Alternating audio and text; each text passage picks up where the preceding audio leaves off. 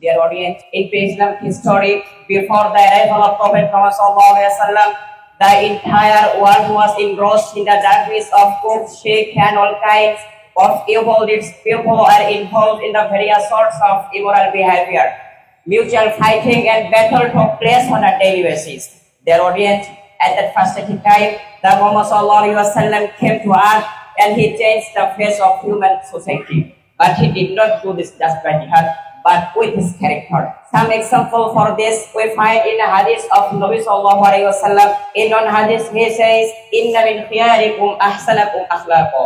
The best amongst you are those who have the best manners and character. And Allah states in the Holy Quran, "Wa innaka la'ala khuluqin azim." And most surely you confirm to sublime morality. Their audience, there is no into the example that show the exalt and sublime character of Prophet Muhammad sallallahu alaihi wasallam. He never said no to the beggar and he was very patient. He was persecuted and tortured by the disbelievers, but he never gave up and he continued the work of the dua and he had great patience and tolerance. He was very merciful and never hit anyone or become angry for personal reasons. Allah has highly praised him first. Allah has highly praised him for his great character. We should follow him in every step of our life.